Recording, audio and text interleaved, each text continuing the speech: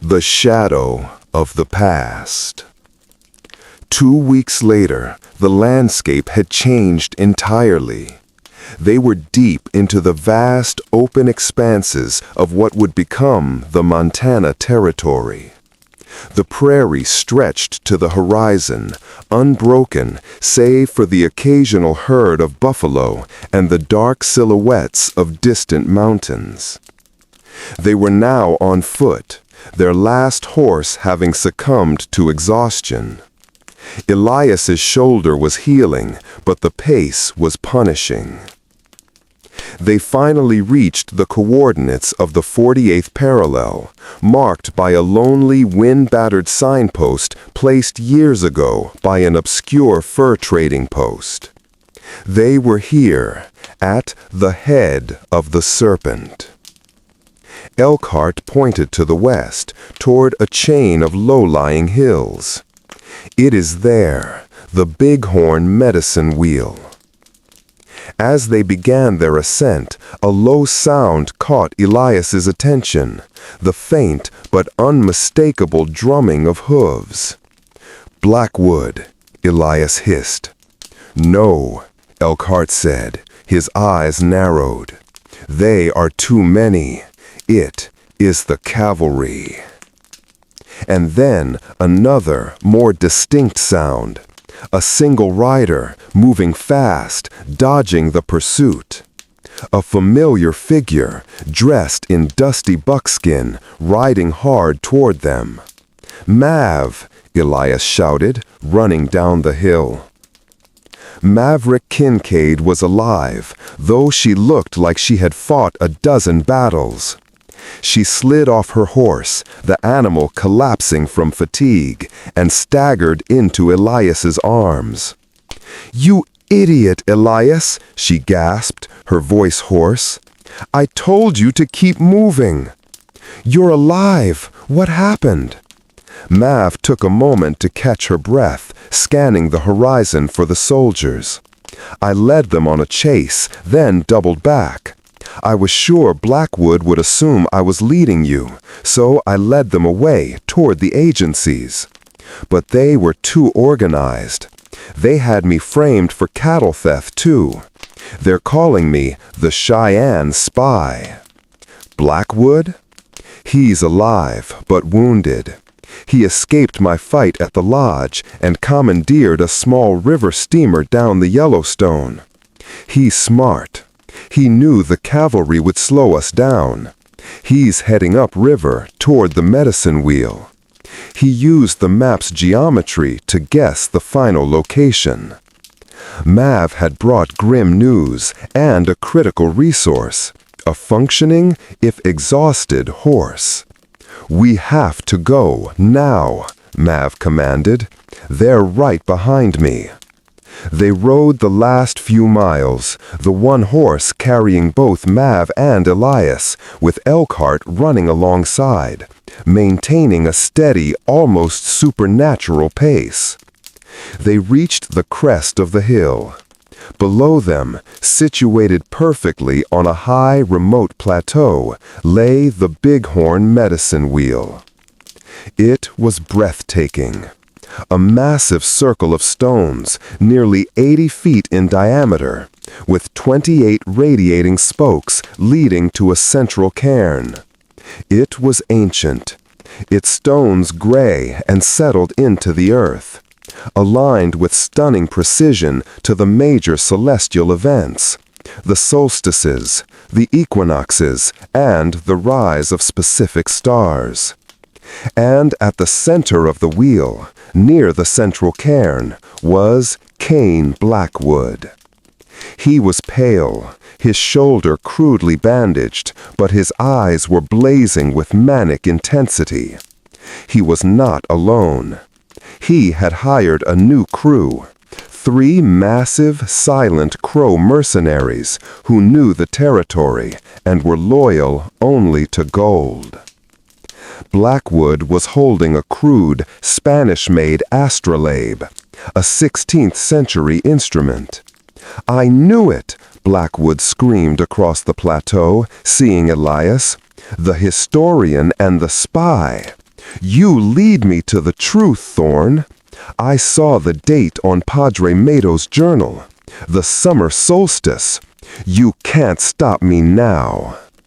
He had guessed the timing. He was here to use the wheel's alignment to complete his ancestors' work.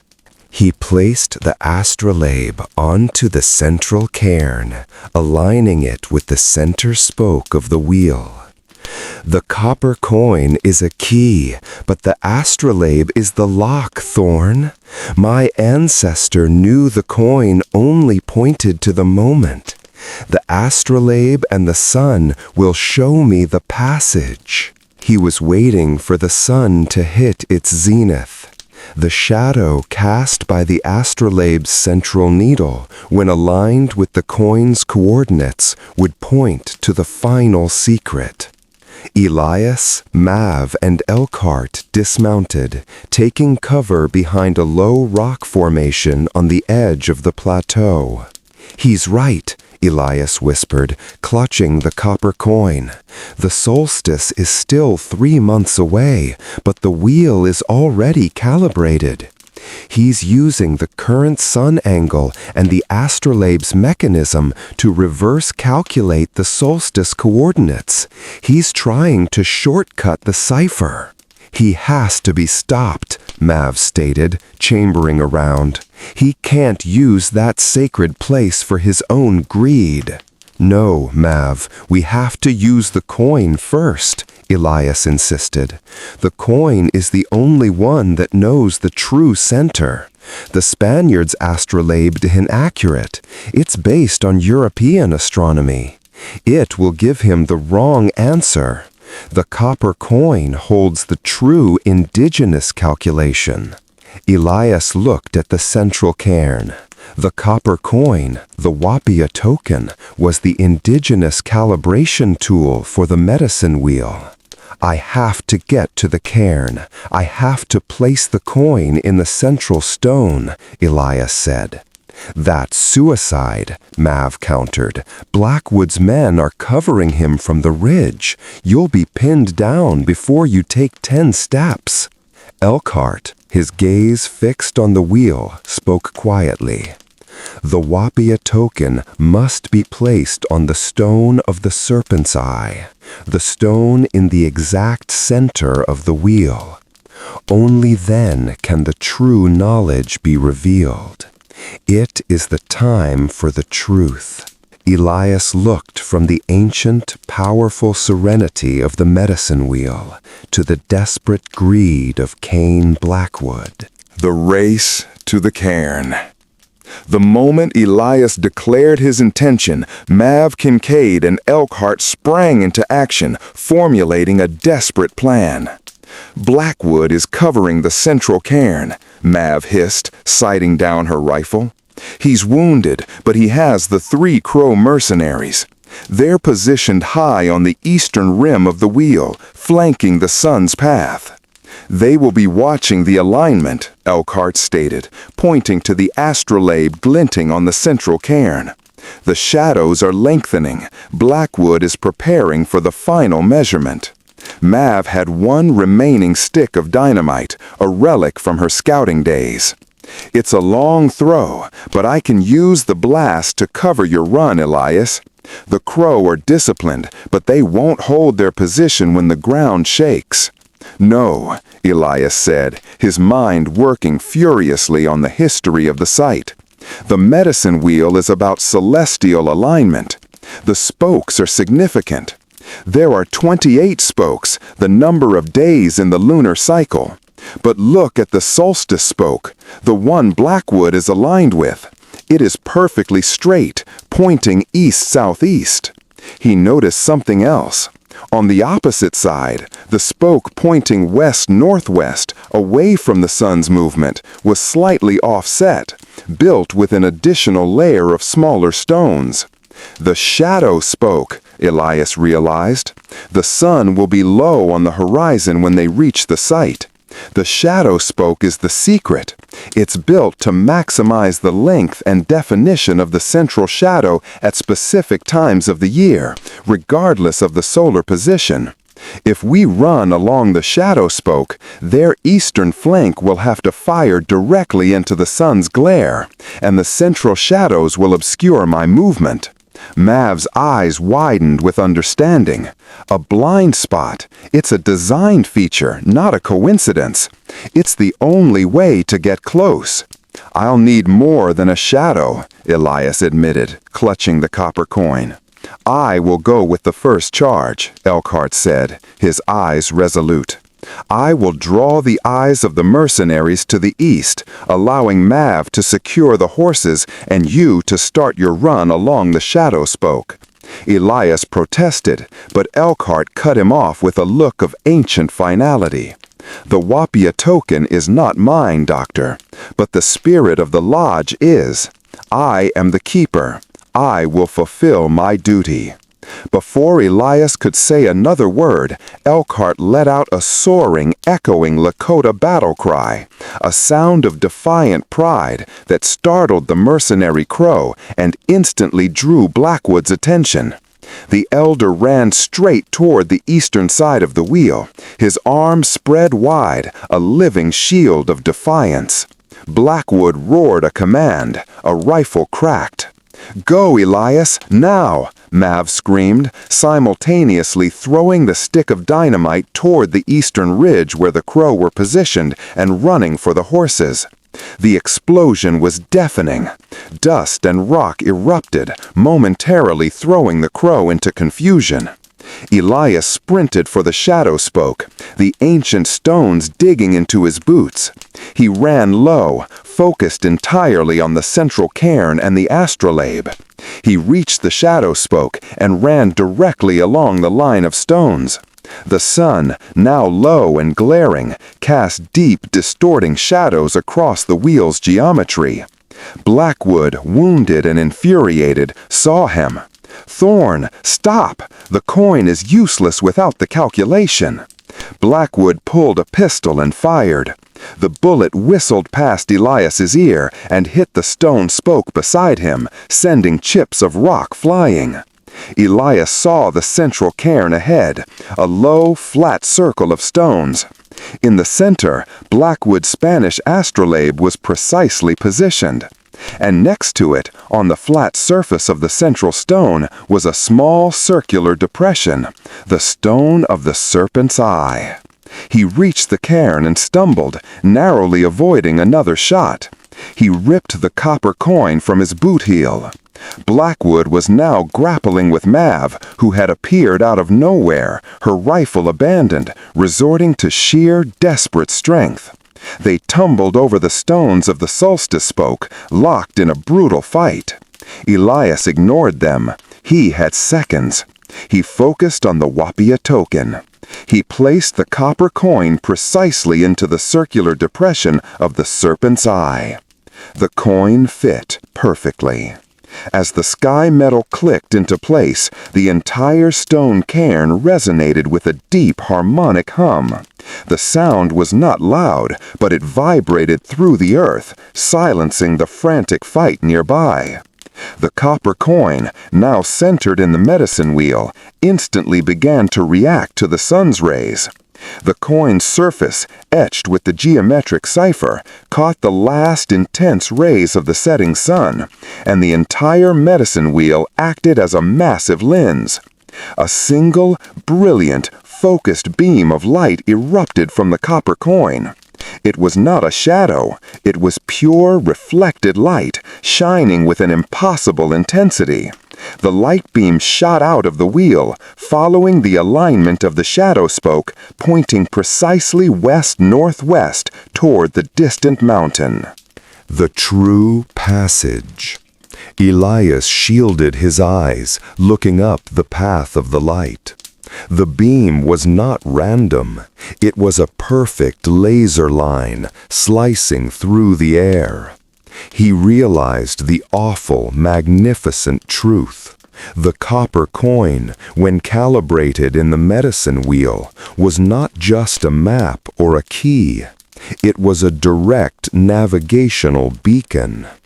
The coin, made of high-purity sky metal, was acting as a celestial mirror, focusing the sun's energy using the wheel's ancient calibrations, transmitting the final coordinate with a physical beam of light. Blackwood, thrown off Mav and scrambling back to his feet, saw the light. His eyes, already manic, widened in disbelief and despair. "No! The solace spoke! It should be the solace spoke!" he screamed, crawling toward the light. "You followed the path of greed, Blackwood," Elias shouted over the humming of the coin. "Your ancestor corrupted the cipher.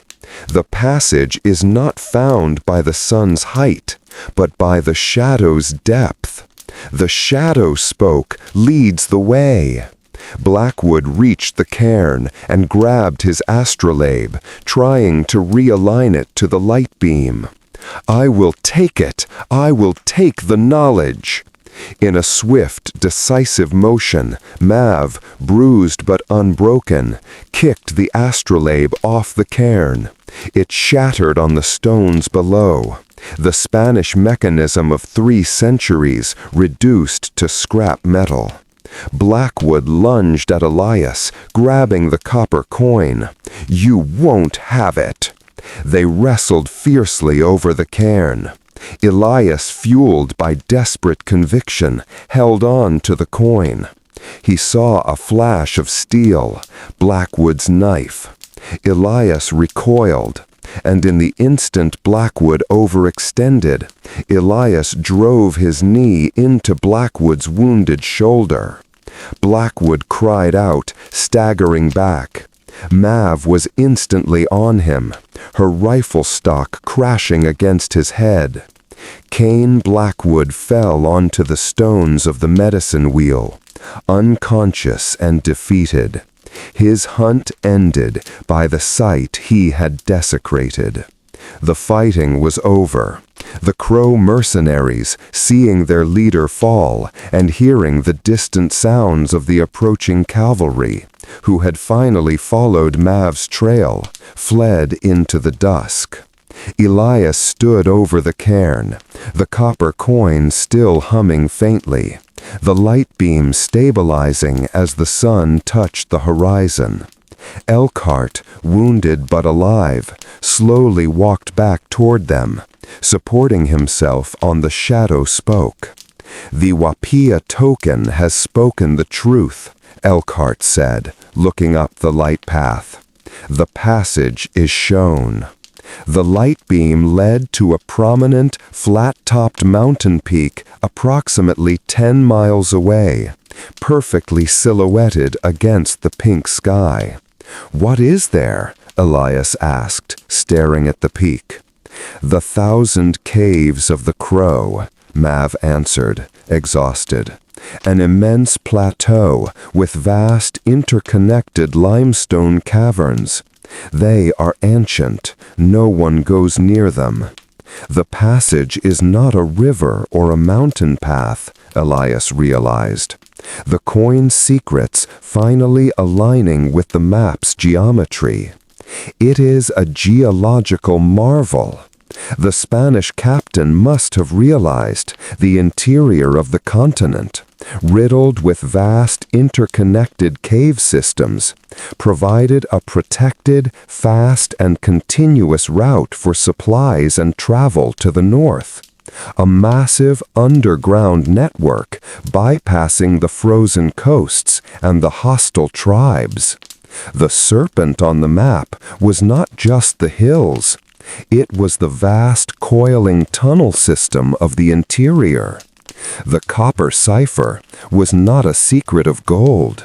It was a secret of geographical mastery, a hidden, protected artery running through the heart of the continent. The historian's duty. As the cavalry arrived, a tired, grim group led by Lieutenant Harrison, Elias and Mav were waiting, standing resolutely by the cairn. Blackwood lay unconscious at their feet. Harrison, seeing the scene, the defeated, wounded Blackwood, the shattered astrolabe, the mysterious copper coin nestled in the sacred Lakota structure, was utterly confused. "Dr. Thorne," Harrison said, his voice hesitant, "you are under arrest. Where is the stolen survey equipment?" Elias stepped forward, holding the copper coin in his hand, allowing the last sliver of light to illuminate its brilliance. "Lieutenant Harrison," Elias said, his voice calm, ringing with authority that transcended his dusty appearance.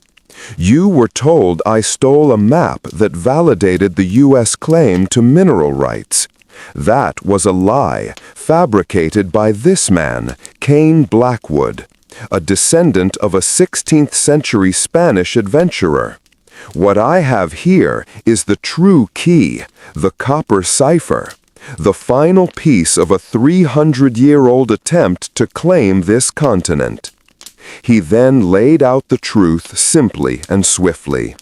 The pre-Columbian age of the copper, the Spanish captain's obsession with indigenous astronomical knowledge, the map pointing to the medicine wheel, and the ultimate revelation of a hidden interior route to the north, a geographical asset that predated all American claims. "This man," Elias said, gesturing to Blackwood, "sought to steal this knowledge and sell it to the highest foreign bidder, manipulating the Lakota and the U.S. military to achieve it. He used your own government to hunt me down." Harrison was torn between his duty and the sheer, undeniable weight of the evidence before him. The sacred wheel, the ancient stone, the complex artifact, and the defeated, clearly guilty Cain Blackwood. "The copper coin is an artifact of international importance," Elias finished. "It is evidence of a historical and geographical truth that affects the balance of power across the entire continent. It is not U.S. property. It belongs to history." The lieutenant, recognizing the monumental scope of the claim and the potential scandal, decided to exercise caution. He took Blackwood into custody and ordered his men to secure the site. "I will return Blackwood to Cheyenne to face charges of fraud and perhaps worse," Harrison decided, looking at the wounded Elkhart. "But I cannot allow this coin or the knowledge it holds to leave U.S. soil, Doctor. It will be returned to the Smithsonian as evidence." Elias knew this was the compromise. The establishment would reclaim its own. The truth would be buried again, categorized and suppressed. He looked at Mav. She gave him a tiny, almost imperceptible shake of the head. He walked over to Elkhart, who was sitting quietly, watching the last of the sun's reflection fade from the coin.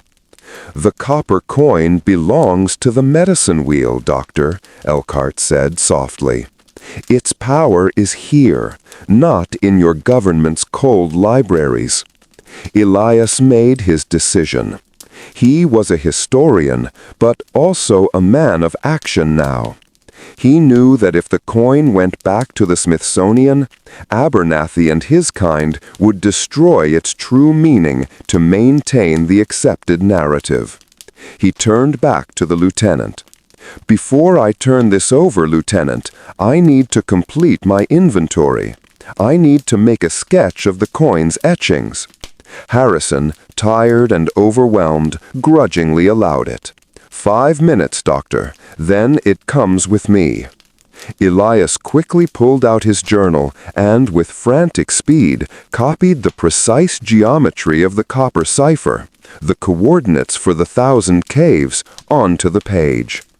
Then he took the copper coin and, with Mav and Elkhart watching, walked back to the central cairn. "It is finished," Elias announced, turning to Harrison. "The truth has been recorded." He handed the coin to the lieutenant. Harrison secured it in a canvas pouch, ready to take it back to Washington, D.C., and into the bowels of the Smithsonian's unclassifiable oddities once more. The lie of the treasure was maintained. The government had the artifact. But Elias Thorne had the cipher. The 1,000 Caves. 3 weeks later, Elias Thorne and Maverick Kincaid stood on the edge of the plateau, overlooking the entrance to the 1,000 Caves. Elkhart had been returned to his people, carrying the story of the Wapaya token and the Medicine Wheel's defense. Elias was still a wanted man, but in the vastness of the territory, the chase had cooled. He had returned to the only place the cipher allowed him to go. The coin is locked up, gathering dust in some D.C. vault, Mav commented, her voice flat. The truth is safe, but it's silenced. The truth is never silenced if the historian does his job, Elias replied. He pulled out his journal, now filled with the copper cipher's coordinates. The coin was the key to the passage. Now I have the map in my mind and in this book. He had not just copied the coordinates. Over the past weeks, using the geometric etchings from the coin and the Lakota system of stellar navigation, Elias had created a comprehensive, entirely new map of the interior route. The copper cipher map revealed a massive, protected system of interconnected cave tunnels, the heart of the serpent, that started near the 48th parallel and ran almost without interruption to the Pacific Northwest. It was a passage of protected supply lines, mineral wealth, copper and other metals, not gold, and fast travel known only to the indigenous people for centuries. We follow the cipher's coordinates, Elias said. We go into the caves and document the truth, not for the Smithsonian and not for a foreign government, for the historical record. Mav looked at the immense, dark maw of the cave opening. It's dangerous, Elias, underground, in the dark, with no support. It's the only path left, Elias insisted. The entire history of North America is based on the idea of an untamed, unconquered wilderness waiting for European discovery. This cipher proves the continent was already mastered, already mapped, and already governed by an ancient, sophisticated knowledge system. We owe it to history to prove the truth of the passage. Mav smiled, a rare, genuine expression that softened the hard lines of her face. You came looking for a piece of copper and found a cause worth dying for, Doctor. Descent into the unknown. Elias and Mav stood at the mouth of the largest of the 1,000 caves, a gaping hole in the earth near the summit of the plateau, guarded by ancient, twisted cedars. The air pouring out of the cavern was cool and heavy, carrying the faint, metallic scent of damp copper and minerals. Elias had prepared for this. He carried a geologist's hammer, a sturdy coil of rope, and a set of surveyor's measuring instruments. Mav carried the supplies, a lantern, and her trusty rifle. The copper cipher map shows that the primary artery of the passage, the main serpent, runs directly west-northwest from here for nearly 1,000 miles, Elias explained, holding a small sketch of the etched coordinates. The caves aren't random. They are connected, perhaps even modified, to create a consistent, navigable route. Our goal is to verify the first 5-mile segment and document the evidence. They secured their rope and began the descent. The initial shaft was steep and slick with moisture, dropping nearly 50 feet before widening into a massive, echoing chamber. Inside, the world transformed. The silence was absolute, broken only by the drip of water and the sound of their own footsteps. Mav lit the lantern, and the golden light revealed a breathtaking scene. The cavern was immense, its ceiling lost in shadow. Gigantic stalactites hung like chandeliers, and the walls were coated in glittering mineral deposits. "It's cathedral-like," Mav whispered, her voice swallowed by the vastness. Elias, however, was focused on the floor. He used his lantern to sweep the ground, looking for the telltale signs of modification suggested by the copper cipher. He found it quickly. The floor was surprisingly level. The natural flow of water and rock debris had been diverted into channels along the cave walls, and embedded in the hard-packed earth, forming a continuous line leading into the deeper darkness, were small, flat, hammered copper plates. "The sky metal," Elias breathed, kneeling down to examine one. The plates were weathered and partially covered, but clearly artificial. They were placed roughly every 100 yards, forming a deliberate, permanent path. "They're markers," Mav realized, touching the cold metal. "A permanent, non-decaying way to mark the route. No wood to rot, no paint to fade." Elias took a measurement. The plates were spaced with remarkable consistency, and when he used his compass, he saw they were aligned precisely to the west-northwest vector indicated by the medicine wheel's shadow spoke. "This is not random, Mav. This is engineering. The indigenous people of this region created a meticulously measured and marked transportation system. It was not a secret because it was hidden. It was a secret because it was ignored." They followed the line of copper plates deeper into the cave system. The temperature remained constant, and the ground was surprisingly easy to traverse. They realized the brilliance of the passage. It offered protection from the extreme weather of the prairie, a consistent temperature, and a flat, secure route, making travel exponentially faster than battling the winds and snows above. Hours passed. The copper cipher map in Elias's journal suggested a slight, nearly imperceptible downhill slope for the first segment, designed to ease the movement of whatever was being transported. They began to find other evidence.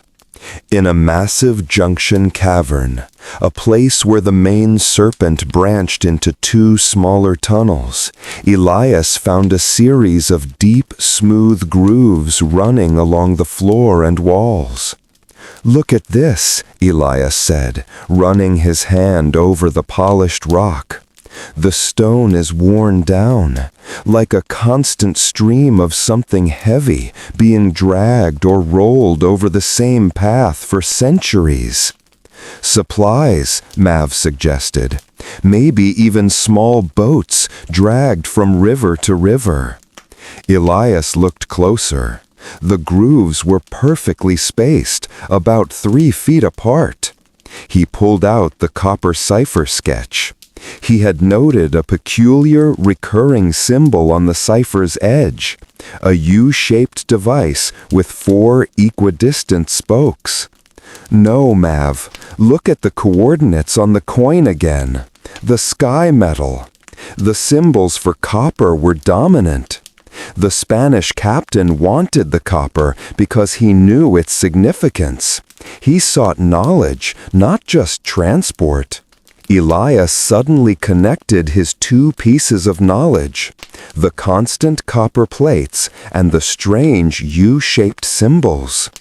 "Copper is a fantastic conductor," Elias murmured, thinking back to his days at the Smithsonian reading obscure physics texts. "It's used for electrical circuits, for magnetism." He realized the unthinkable. The copper plates were not just markers.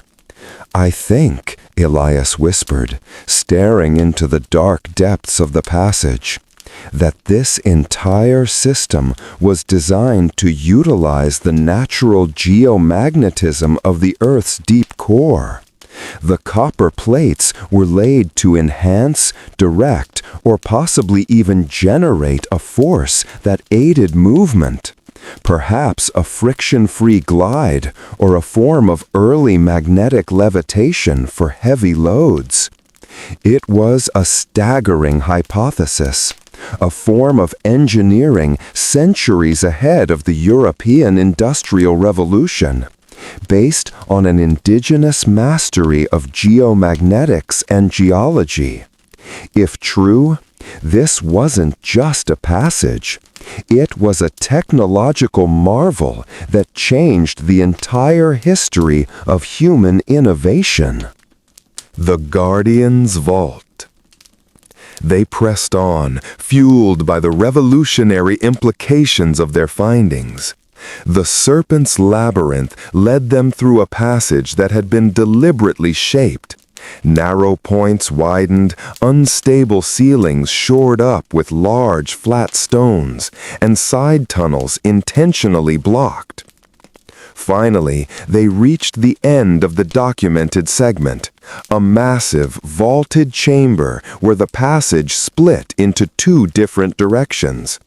The copper cipher indicated this was the first vault, or the Guardian's Chamber. The chamber was dominated by a large, perfectly smooth wall of obsidian rock. In the center of the obsidian wall, there was a recessed cavity containing something large and metallic, a door or a vault. "This must be it," Mauve said, raising her lantern. "The ultimate secret, whatever the Spanish captain was truly seeking, is behind that vault." The metallic surface was a rich, dark bronze, scarred with centuries of time.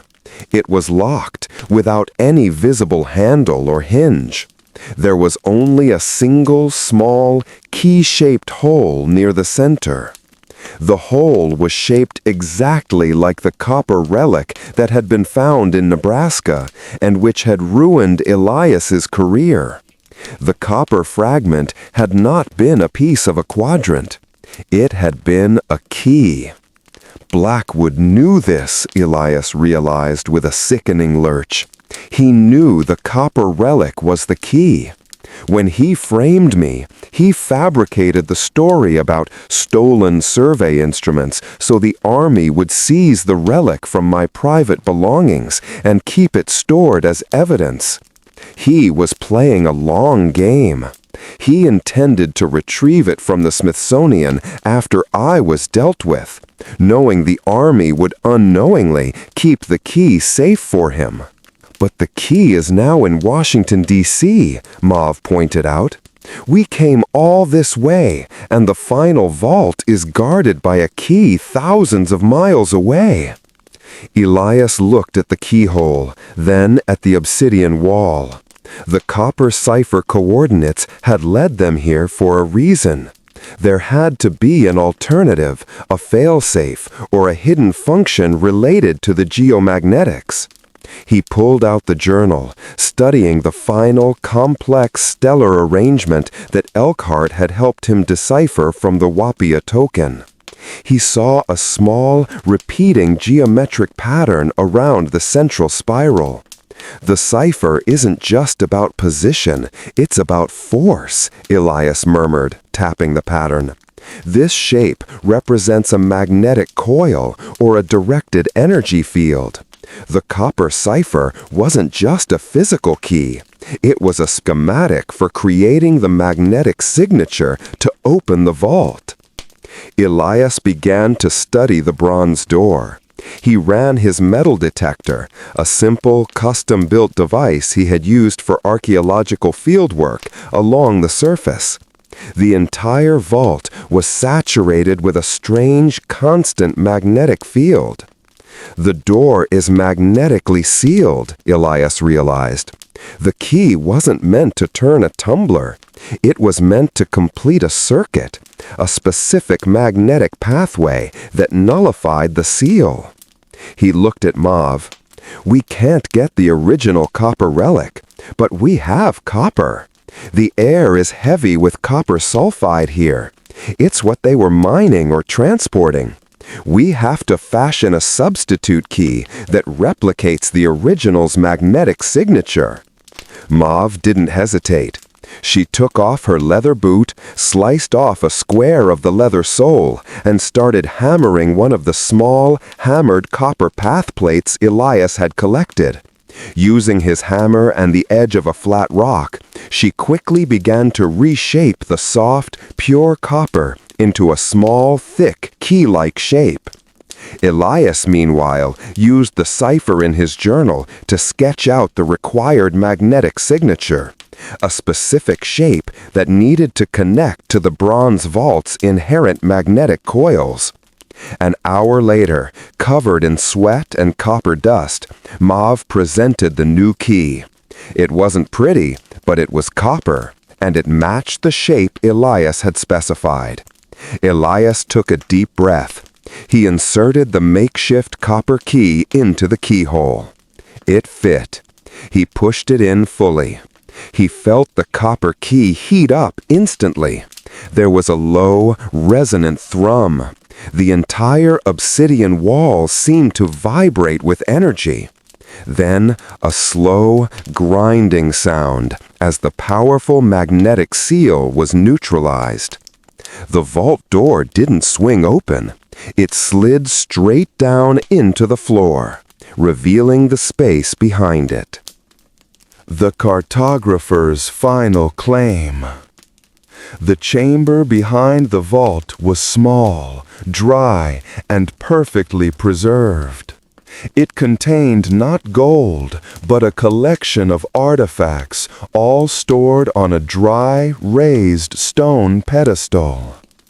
Elias and Mav stared, their jaws slackened by the sight. On the pedestal lay 3 items. A bundle of perfectly preserved maps. Not the deerskin map, but a collection of 50 separate, large maps drawn on a very fine, durable fiber paper unknown to European manufacture.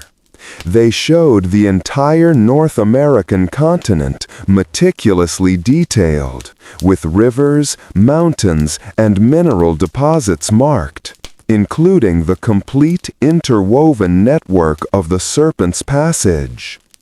A small sealed chest of polished sky metal. A box of pure, refined copper marked with the Lakota astronomical symbols, and filled not with coins, but with small copper-bound scrolls of thin birch bark. A human skeleton. Resting against the back wall, neatly dressed in the decaying remnants of 16th century Spanish leather. Near the skeletal hand lay a corroded ring bearing a family crest. It was the skeleton of the Spanish captain. Elias walked slowly toward the pedestal, his heart pounding. The captain didn't run away. He reached the end of his journey. The captain had clearly died here, perhaps sealing himself in, guarding the ultimate secret. He hadn't been killed by the Lakota as Padre Mateo feared. He had completed his mission and, for unknown reasons, chose to remain. Elias carefully unrolled the top map in the bundle. It was a cartographer's masterpiece. The map was dated 1545. It showed the Serpent's Passage running from the Black Hills all the way to the coast of what is now Washington State and the mouth of the Columbia River. A fully mapped, rapid transcontinental route. "He found the passage," Mav whispered, recognizing the geography of the distant Northwest. "He finished the map." Elias turned to the birch-bark scrolls in the copper chest. He gently opened one. The script was not Spanish, and it was not Lakota. It was a precise, technical logbook, written in the same nautical algebraic mix of symbols that Elias had seen on the copper cipher. He realized the scrolls were the captain's complete record, a collaboration between the Spanish scientist and the indigenous astronomers. It detailed the construction and maintenance of the Serpent's Passage, the principles of geomagnetism used in the copper plates, a full, complex mathematical description of the indigenous astronomical system that guided the entire continent's mapping. The ultimate secret was that the passage was only one part of the discovery. The true treasure was the advanced scientific knowledge, astronomy, metallurgy, and physics, that the indigenous Americans possessed, knowledge that would have taken Europe centuries to replicate. The captain had reached the source of the sky metal, gained the final knowledge, and then, inexplicably, had hidden it. Elias picked up the corroded ring from the captain's skeleton. He examined the family crest. It was a serpent encircling a crown, with a tiny stylized L etched beneath. Libra. It was the Blackwood crest. "Cain Blackwood was right," Elias said, his voice quiet with awe and horror. "The captain was his ancestor. But he wasn't trying to sell the map in 1545. He was trying to protect it." Elias turned over the ring. Inside the band, scratched into the metal, was a single, tiny word. Ignis, Latin for fire. Elias looked at the birch-bark scrolls, the flammable paper, the massive vault door, and the deliberate suicide of the captain. He hid it from his own family, Elias realized. The captain understood the power he held. He knew if his greedy, power-hungry family, the Blackwoods, ever got hold of this full, comprehensive map and the scientific logs, they would use the passage and the knowledge to carve out a private North American empire, using the superior technology to displace or destroy the native populations entirely. The captain had not died of fear. He had died of moral choice. He chose to seal the truth away, using the copper cipher as the ultimate lock, trusting that the Lakota's ancient knowledge and the deep secrecy of the medicine wheel would guard it forever. The fire of truth. Elias and Mav spent the next few hours meticulously documenting the vault. They photographed the maps, the scrolls, and the captain's skeleton using a small camera Elias carried. They copied pages of the scientific logbook, focusing on the geomagnetics and the full copper cipher system. Mav was somber. He made a choice. He preserved the earth by denying his family the ultimate weapon. Elias looked at the final map, showing the full reach of the Serpent's Passage across the continent. "I cannot let this map fall into the wrong hands. Not the Blackwood family, not the U.S. military, who will use it to accelerate their expansion and displace the tribes." He remembered the scratched word. Ignis. The captain's final message. He knew the paper would eventually decay, or the cipher would be broken, Elias said, looking at the immense stack of flammable maps. He left us the final instruction. The truth must be preserved, but the weapon must be destroyed. Mav looked at him, her eyes wide. Burn them? Burn the map that changes history? The maps are the blueprint for the conquest of this continent by technology, Elias stated firmly. The knowledge, the science, the astronomy, the fact of the passage is preserved in my journal and in the recovered scrolls. The evidence of the captain's moral choice and the indigenous achievement is secured. But the physical route, the path that gives power to the aggressor, must be obliterated. Mav nodded slowly. She understood the weight of his decision, the sacrifice of the historical artifact for the sake of the people it documented. They stacked the massive bundle of transcontinental maps onto the pedestal, careful to keep the smaller technical scrolls aside. Mav pulled out a box of waterproof matches. "Are you sure, Elias?" she asked, her voice hushed. Elias looked at the captain's skeleton, a man who had chosen honor over empire. The truth is preserved when it is understood, not when it is possessed. He struck the match. The dry, centuries-old fiber paper caught quickly.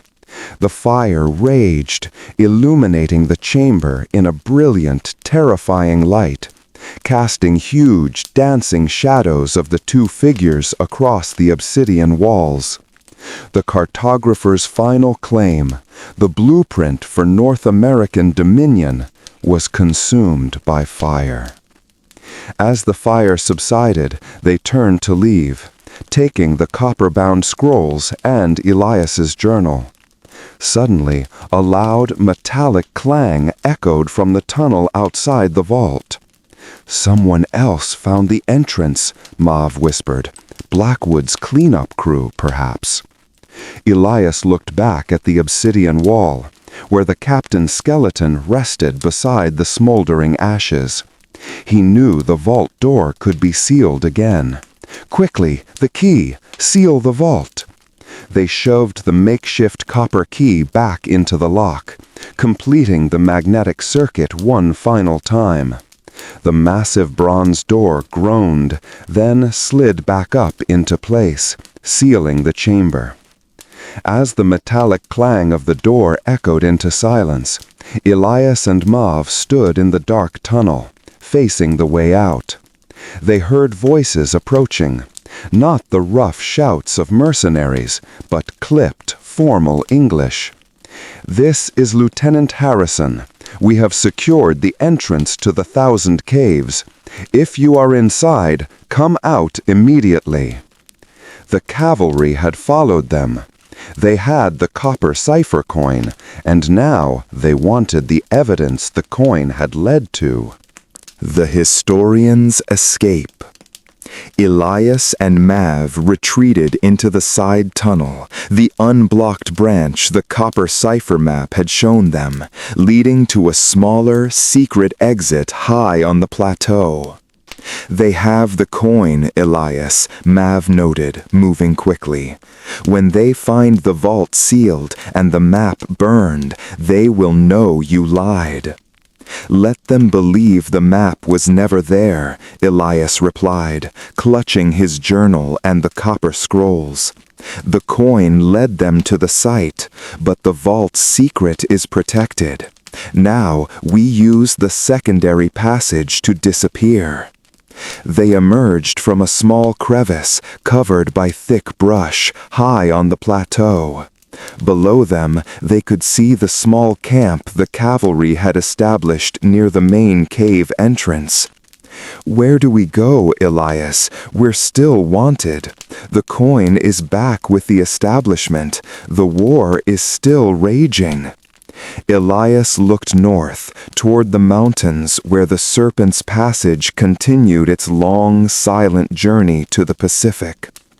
The copper cipher gave us more than coordinates, Mav. It gave us a new history. My journal holds the proof, the geometric ciphers, the astronomical records, and the full extent of indigenous scientific achievement. The scrolls hold the captain's witness. The Smithsonian will never publish a history that invalidates their century of discovery.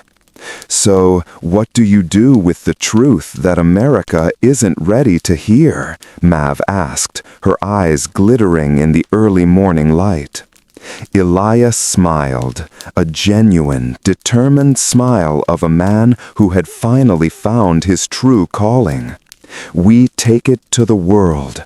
We take it to the journals, the universities, and the people who will listen. We find a place where the truth of the Lakota's genius can be published without fear of government suppression. He pointed north, toward the Canadian border, then west. The passage runs all the way to the Pacific, but the first opportunity for publication, free from American political influence, is in the burgeoning academic centers of the British Columbian Territory. We follow the serpent's track, not underground, but along its shadow on the surface. We document the natural topography that confirms the map's genius. Maverick Kincaid, the rogue scout, looked at the historian who had risked everything, committed arson, and defied the U.S. government, all for the sake of an academic truth. She found herself utterly devoted to the mission. A historian on the run, writing a book that rewrites the world, with a spy for a guide, she said, pulling their remaining horse out of the brush. Sounds like a better history than the one they're selling in Deadwood. The Pursuit Across the Prairie. Elias Thorne and Maverick Kincaid, now fugitives with a world-changing secret, began their long journey northwest towards the Canadian border and the British Columbia territories. Their goal: to reach the burgeoning academic hub of Victoria, where Elias intended to publish his journal and the captain's copper-bound scrolls. The chase was less frantic than before, but more persistent. Lieutenant Harrison and the 7th Cavalry, having found the sealed vault and the ashes of the maps, knew they had been tricked. They understood that Elias had taken the true secret. The army, prioritizing the security of the continent's interior, declared Elias not just a thief, but a traitor, suspected of conveying vital intelligence to foreign powers. Elias and Mav were riding along the path of the Serpent's Passage, using his detailed notes to follow the subtle geological markers on the surface that indicated the subterranean route below. The passage followed a line of mineral anomalies and low-lying interconnected valleys, forming a deceptively straight and fast route. Harrison is smart, Mav observed one evening, cleaning the dirt from her rifle while they rested beside a shallow creek. He won't follow our tracks. He'll follow the most efficient geographical logic. He knows the map is a route. He's probably riding parallel to the Serpent's track, trying to intercept us near the border crossings. Elias realized they needed to move with absolute stealth. The land was becoming flatter, opening up into the vast, unforgiving expanse of the northern Great Plains, making cover scarce. He continued to study the copper scrolls. The captain's technical log was proving to be a treasure trove of forgotten physics. One section, detailing the geomagnetism of the passage, gave Elias an idea, a way to move faster and throw the pursuit off their scent. The key to the serpent's speed wasn't just the flat tunnels, Mav, Elias explained, pointing to a diagram in the scroll that resembled a magnetic induction coil. It was the Earth's natural magnetic field. The copper plates were laid to interact with the natural current flowing through the iron-rich bedrock. The indigenous engineers used the Earth itself as a source of propulsion. "How does that help us up here?" Mav asked. "We don't have a copper pathway." "We have the geology," Elias countered. "Look at the map. The serpent's surface route follows a line of intermittent ironstone butts, geological formations rich in magnetic ore. The captain's log suggests these butts act as natural magnetic convergence points. If we can find a way to enhance the interaction between our metal and these convergence points, we might find a way to move faster." Mav's eyes lit up. "You want to ride the magnetic field?" "We want to use it to interfere with the cavalry's pursuit," Elias clarified. He proposed a dangerous plan. They would ride directly toward the largest ironstone butt on the route, using their limited metal equipment, the rifle, the hammer, and Mav's remaining copper shards, to intentionally disrupt the natural field. This would not only give them a momentary burst of speed, but also confuse the cavalry's compasses and trackers.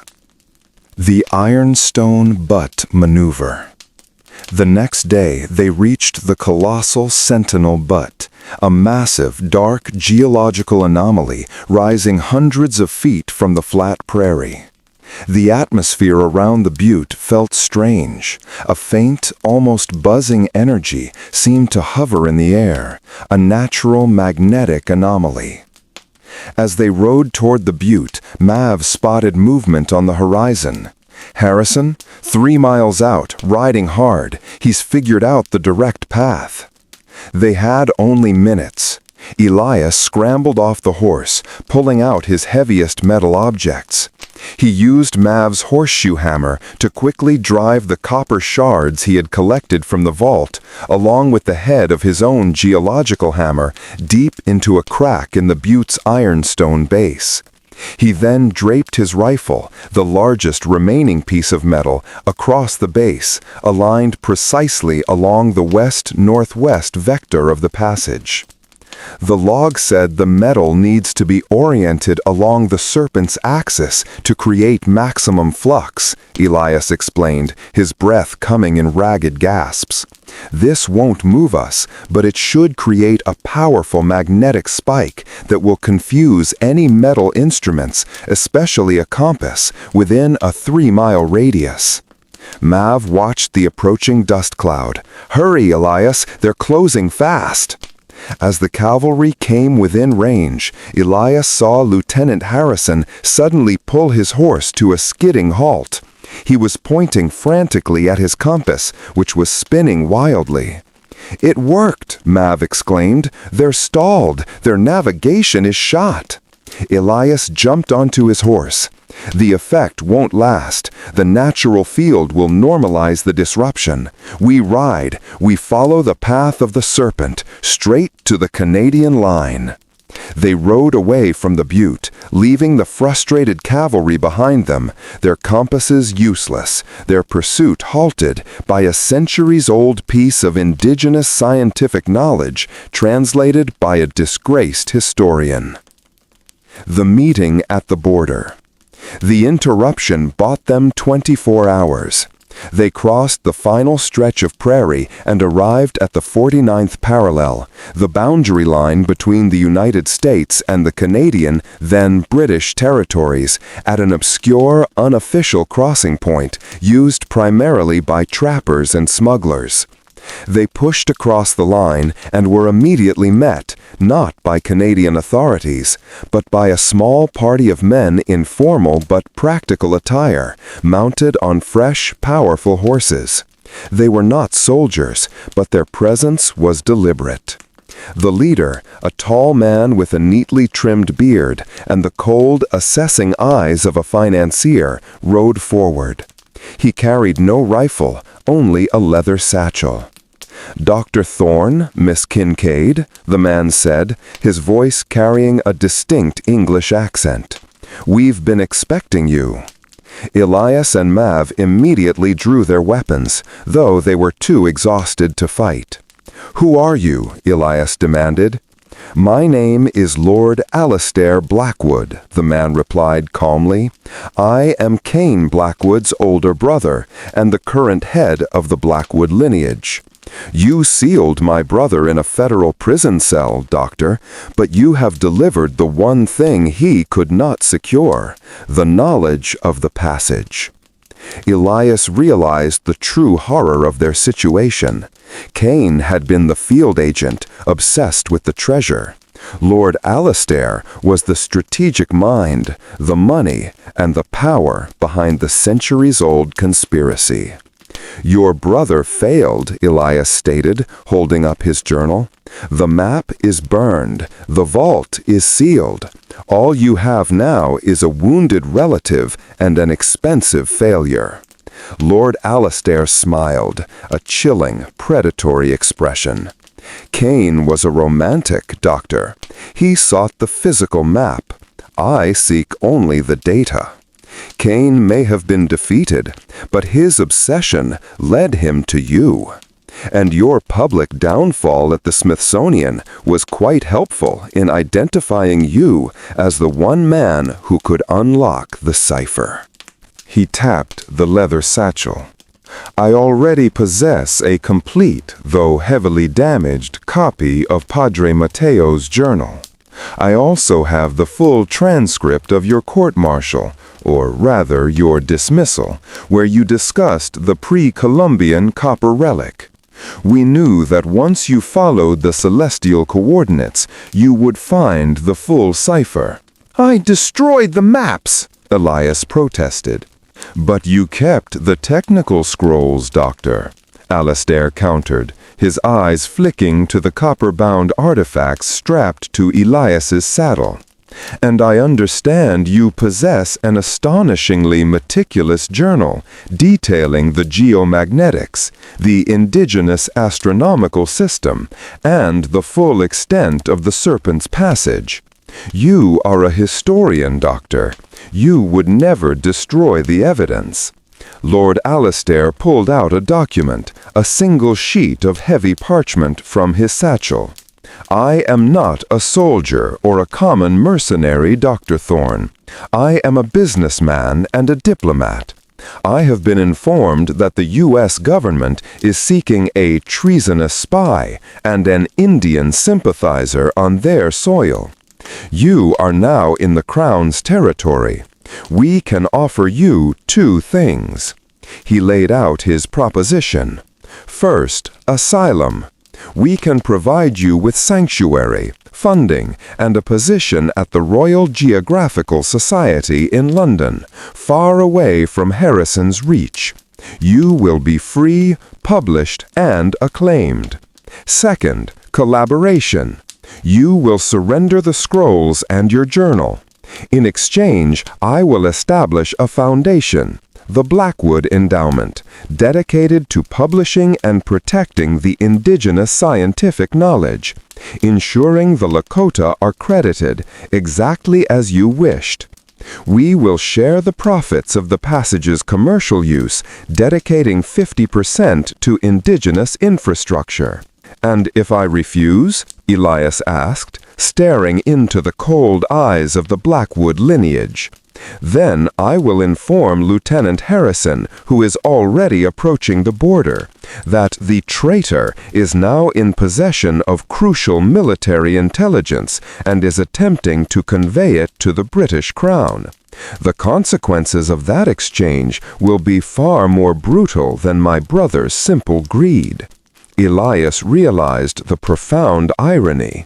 He had fought the U.S. government to save the truth from suppression, only to deliver it into the hands of a more sophisticated, globally organized power that masked its ambition with the veneer of philanthropy.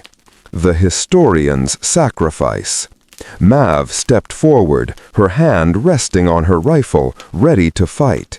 We don't deal with the Blackwoods. We ride west, and we publish the truth ourselves. Publication is a slow business, Miss Kincaid, and history is written by those who control the ink. You are two fugitives with a controversial story and a handful of metal scrolls. I am an industrialist who controls the railroads and the political capital necessary to bring the serpent's passage to light. The choice is simple: truth with control or martyrdom with silence.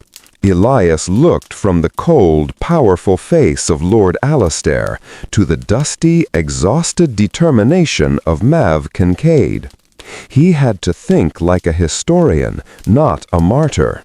The priority was the preservation of the truth, the indigenous contribution to science. He looked at the copper scrolls and his journal. He knew that if he fought, they would both die, and the scrolls would be confiscated by the British, who would still use the knowledge for their own gain without the promised indigenous acknowledgement. But if he agreed, the truth, the fact of the sophisticated passage and the indigenous scientific genius would be officially published, even if it was under Blackwood's shadow. The Blackwood family wanted the money and the fame of discovering the passage. Elias wanted the historical record set straight. "I agree to your terms, Lord Blackwood," Elias said, his voice heavy with the magnitude of the sacrifice. "But the terms are non-negotiable. 50% of all profits must go to a legally binding, independently audited indigenous fund.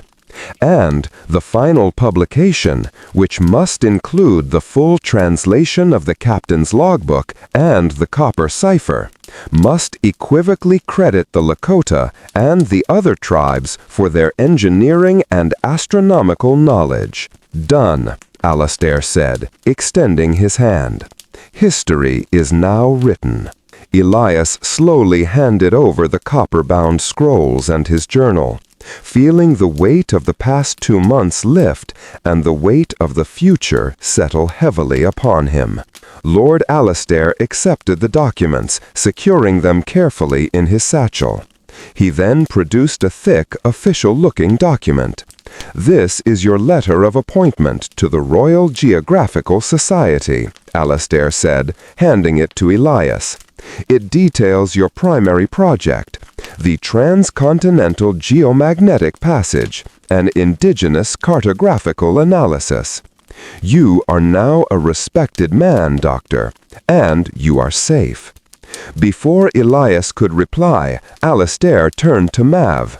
"Miss Kincaid, the funds for your independent pursuits are already deposited in Vancouver. I suggest you both move quickly to the coast. The Canadian Pacific Railway is awaiting your arrival." Lord Alastair Blackwood rode away with the prize, leaving Elias Thorne and Maverick Kincaid standing on the border, victorious in their goal to save the historical truth, but defeated in their battle against the pervasive power of global capitalism. The price of vindication. Months later, in the elegant gas-lit offices of the Royal Geographical Society in Victoria, British Columbia, Elias Thorne sat editing the proofs of his soon-to-be-published masterpiece. The book was massive, dense with algebraic symbols, cartographical analysis, and astronomical diagrams. It was a vindication that transcended his former academic life. The Transcontinental Geomagnetic Passage was a sensation even before publication. It confirmed the existence of the Serpent's Passage and the technological brilliance of the indigenous tribes, sending shockwaves through the global academic and industrial communities. Elias Thorne was hailed as a genius, a pioneering ethnographer, and a world-class historian. His theory, the one that had ruined him, was now the foundation of a new understanding of North America. Lord Alistair Blackwood, true to his word, had established the Blackwood Endowment. However, he had subtly framed the publication as a testament to the Blackwood family's 3-century-long quest for knowledge, positioning the Spanish captain as the visionary genius who discovered the indigenous science. The copper cipher was presented as a joint achievement, masking the fact that the Blackwoods were now actively fundraising to buy the land rights along the entire surface route of the passage. Mav Kincaid, now living in a quiet cottage outside Victoria, felt the cynicism deeply. "You won the battle, Elias," Mav said during one of her visits, watching the steamships loaded with survey equipment head north. "But Blackwood is winning the war. He's publishing the truth you saved, but he's using it to justify a massive land grab that will displace the same people you saved the truth for." "I am aware of the price, Mav," Elias admitted, staring out at the Pacific. "But the history is preserved. The knowledge is undeniable. No one can ever again claim the indigenous people of this land were merely savages waiting to be discovered. They were scientists, engineers, and master cartographers. That is a permanent crack in the foundation of the white narrative." Elias then revealed the last, secret act of his rebellion.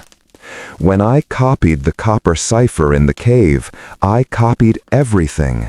The geomagnetics, the stellar alignments, the full route," Elias explained. "But I also noticed one final small detail on the captain's technical scroll that was not on the outer map. A detail so obscure it would only matter to a physicist or a historian of astronomy." He pointed to a specific, unique spiral symbol in his notes. "This is the symbol for the sealing function," Elias said quietly.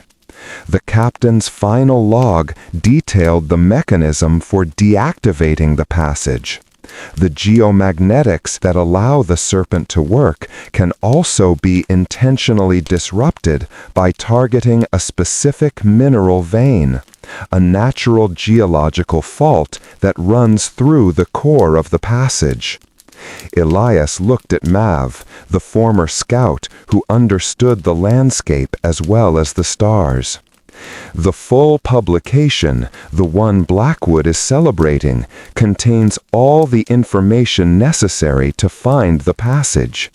But the published text is missing one line of algebraic code, the sealing function, which I did not share with Blackwood." "You have the kill switch," Mav realized, her eyes wide. "I have the final true knowledge of the copper cipher," Elias confirmed. "The passage is a triumph of indigenous science, but it is too powerful a weapon to be controlled by the Blackwoods or any government.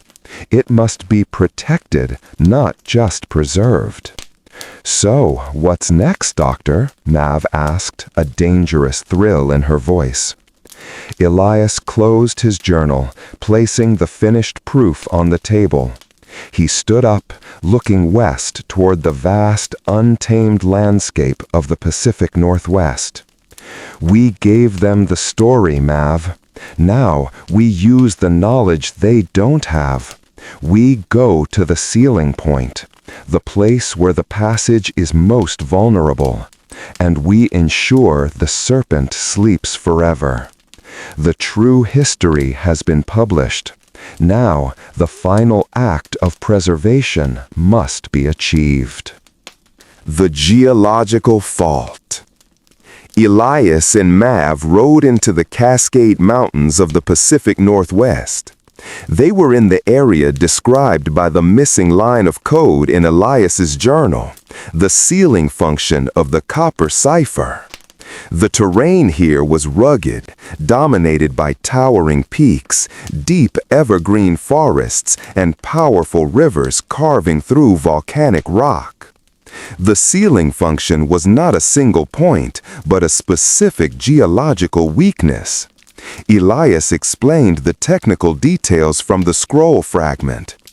The passage is powered by natural geomagnetic currents flowing through iron-rich basalt, Elias explained, pointing to a geological survey map he had purchased.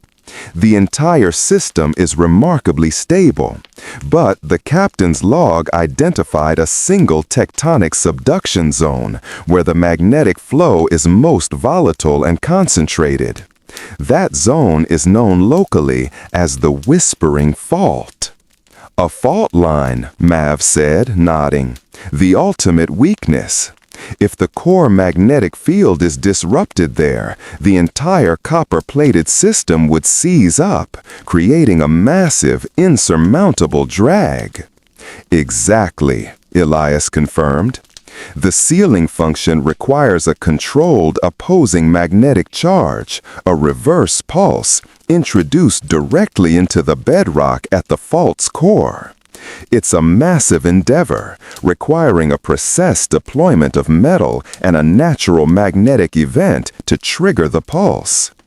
The target was a remote, high-altitude alpine lake formed by the fault line, known to be a place of persistent seismic and magnetic anomalies. As they ascended the final ridges, they encountered unexpected obstacles. The area was already crawling with activity. Blackwood surveyors, using the published map, were securing the critical choke points of the surface route, preparing for the construction of roads and supply depots. Blackwood is moving fast, Mav observed, watching a small team of engineers setting up a camp in a nearby valley. He knows the value of this passage. He's not waiting for official approval. He's establishing presence. They needed to reach the lake undetected, and they needed metal, a massive quantity of metal, to create the necessary opposing charge. Elias had a dangerous idea, born of desperation. He pointed to the nearby surveyors' camp. They have tools, supplies, and most importantly, they have the steel rails intended for the future Blackwood Railway, Elias stated. We don't have time to mine copper. We need to steal a significant section of their primary material. It's high-grade steel, a perfect conductor for the reverse pulse. Stealing a few hundred feet of rail from an armed camp? Mav raised an eyebrow. That's beyond theft, Elias. That's an act of industrial sabotage. It's the only way to stop the greatest act of industrial conquest this continent has ever seen, Elias replied. We stop the railway before the first spike is driven. The sabotage. That night, Elias Thorne, the former historian, became an unlikely saboteur. He and Mav crept into the Blackwood construction camp, using Mav's stealth and knowledge of the frontier. The surveyors were careless, confident in the isolation of their location. Mav disabled the camp's watchman, while Elias, using a sledgehammer they had acquired, began the back-breaking work of separating the steel rail segments Blackwood intended to use for the new passage. The published map, which Blackwood celebrated as his triumph, was Elias's greatest weapon. He knew exactly which stretch of rail was intended for the most critical early segment of the passage, the supply line that would first cross the Whispering Fault. They worked until dawn, managing to detach and drag approximately 50 feet of heavy steel rail away from the main camp, hiding it deep in the surrounding forest. "That's enough," Mav whispered, wiping sweat from her brow as the first light touched the peaks. "That rail segment is half of what they need for a week's construction. It's also enough mass to potentially generate the reverse pulse." Elias looked at the heavy, cold steel. This was not the elegant copper of the ancient cipher, but the brutal utilitarian metal of the new empire. The battle was between the old science of preservation and the new technology of conquest. They began the final ascent toward the alpine lake at the heart of the Whispering Fault. The reverse pulse. They reached the lake by noon. It was a bleak, beautiful expanse of dark, still water, sitting in a bowl of volcanic rock. The air was thick with tension. Elias could feel the magnetic distortion in the metallic taste on his tongue. The sealing function, according to the captain's log, required the metal to be placed in the deepest part of the lake, directly above the fault line, and then required a natural trigger, a concentrated burst of magnetic energy to activate the reverse pulse. The log mentions a high-altitude, low-pressure system is needed, a localized atmospheric disturbance that creates a strong electromagnetic discharge, Elias explained, referencing his journal. A severe, localized thunderstorm. As if summoned by his words, the sky began to darken with astonishing speed. Massive, bruised thunderheads rolled over the peaks, and the temperature dropped sharply. "The mountains here can create their own weather," Mav noted, looking up with grim satisfaction. "The trigger is coming." They worked quickly. Mav secured the rail segments with rope, tying them end to end. Elias, consulting his sketch of the sealing function, instructed her to embed a precise, small copper shard, a piece of the original plating, at one end of the steel rail. "The copper will act as a magnetic fuse," Elias explained. "The pure copper of the Serpent's engineers will draw the magnetic energy and direct it into the steel, creating the massive reverse pulse needed to disrupt the passage's flow."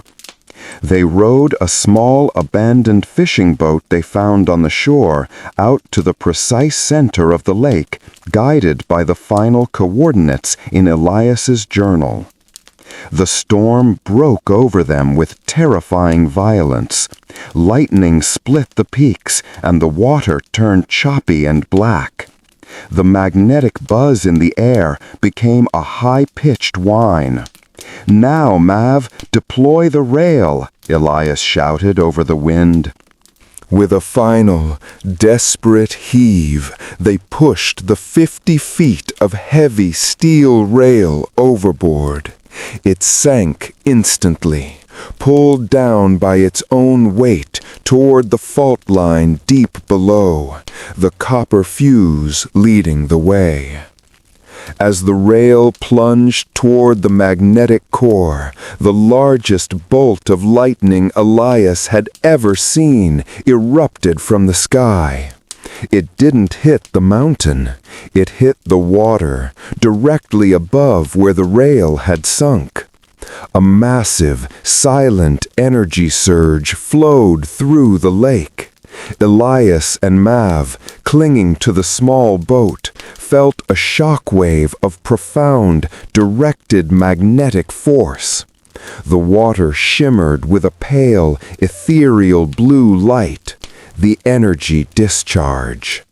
The entire mountain range shuddered. It wasn't an earthquake, but a deep, vibrating thrum, a sound of immense energy being suddenly and violently arrested. Then silence. The shimmering stopped. The thunder continued, but the strange, magnetic hum that had dominated the area for centuries was gone. The geomagnetism of the whispering fault had been successfully reversed. The last Blackwood. They returned to shore, soaked, exhausted, and deafened by the storm. Elias knew they had succeeded. The serpent's passage was not destroyed, but it was now sealed. The controlled, friction-free flow of the copper plates was replaced by massive, magnetic drag, a perpetual, insurmountable barrier that would make any attempt to use the passage decades of impossible, costly labor. The greatest route on the continent was now the greatest trap. As the storm began to abate, they saw a figure emerging from the forest, riding a powerful, dark horse. It was Lord Alistair Blackwood. He was impeccably dressed despite the storm, and his face was contorted not with anger, but with absolute, terrifying realization. He dismounted slowly, walking toward Elias and Mav. He didn't carry a rifle, but a heavy, beautifully ornate 16th century Spanish pistol. "The published map," Alistair said, his voice dangerously low, saturated with betrayal. "The coordinates were perfect. The technical analysis was flawless. It led my surveyors directly to the main construction line, and then the steel vanished, and the entire passageway went utterly cold, the instruments shattered." He raised the pistol, its dark muzzle fixed on Elias. "You were a pawn, Doctor, a necessary means to an end. I gave you your vindication, your publishing deal, your name back, and you rewarded me with ruin." "You only wanted the weapon, Blackwood," Elias replied, stepping forward to shield Mav. "You wanted to continue your ancestors' original goal, empire through control. My ancestors' knowledge, the Lakota's genius, was never meant to serve your greed." "The passage was my destiny," Elias screamed, the composure finally shattering. "It was the source of my family's power for 3 centuries, the secret that made us kings in the shadows. You have sealed the continent, Thorn. You have condemned us back to the slow, brutal world of surface roads and tariffs." "You've been defeated by history," Elias said simply. "The historian is always the final judge." Alistair aimed the pistol. "Then let history record your death, Doctor." Before Alistair could pull the trigger, Mav lunged sideways, kicking a sharp, flat piece of volcanic rock toward Alistair's feet. Alistair stumbled, and the shot went wide. Mav used the distraction to tackle him. They fell, wrestling in the mud. Elias, despite his refined clothing, was powerful. He struggled to re-aim the antique pistol. Elias saw his chance. He grabbed the only weapon he had left, the heavy, copper-bound captain's scroll, the technical log of the serpent. He brought the scroll down with all his might, crashing the heavy, metal-bound edge against the side of Alistair's head. The force of the blow was tremendous. Lord Alistair Blackwood went instantly limp, the antique pistol falling into the dark mud of the shore. The last of the Blackwood lineage, the heir to the 3-century quest, was defeated not by a bullet, but by the weight of the historical truth he sought to suppress. Elias and Mav stood over the unconscious Blackwood, breathing heavily, the rain now a soft drizzle. "We can't leave him here," Mav said, looking at the approaching sound of the alerted surveyors. "They'll find him, and he'll come back for us." "No," Elias said, a weariness settling into his bones. "The passage is sealed, the weapon is disabled, but the story must end here."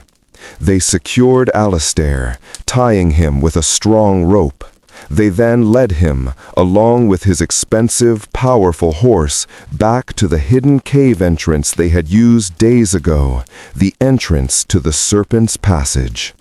Elias dragged the unconscious Alistair deep inside, past the ceiling point, into the eternal, chilling silence of the deactivated tunnel. He left him there, a prisoner in the silent, perpetual darkness of his own family's ambition. He left him with the final, ironic truth. The serpent's labyrinth, which he had so desperately sought to conquer, was now his eternal vault. Elias and Mav emerged from the cave just as the first search party of Blackwood surveyors reached the lake. "Lord Blackwood? Has anyone seen Lord Blackwood?" the surveyors shouted. Elias and Mav were already mounted on their horses, riding hard toward the west, toward the Pacific coast, blending into the vastness of the American frontier. Alistair Blackwood was never found. The official story became that Lord Blackwood, the great philanthropist and industrialist, vanished near the Whispering Fault while surveying the route of his great railway, a victim of the untamed American wilderness. His project collapsed, the geomagnetic disruptions along the route making construction impossible, just as the sealing function intended. The copper cipher, the L Sigma Gamma CM Psi code, became an established historical fact. Elias Thorne, the celebrated historian, dedicated the rest of his life to anthropological research, ensuring that the full truth of the indigenous scientific achievement was published in meticulous detail. He and Mav Kincaid, the rogue scout who became his partner in both life and research, spent decades tracking the surface manifestations of the passage, mapping and documenting the hundreds of indigenous scientific and ceremonial sites that confirmed the profound ancient intelligence of the continent's first people. The Serpent's Passage remained sealed beneath the earth, a monument to the integrity of the Spanish captain and the brilliance of the ancient scientists who built it. The copper cipher, the key to the greatest geographical secret on Earth, was used not for conquest, but for preservation. The truth was published, the power was locked away, forever guarded by the silence of the sleeping serpent.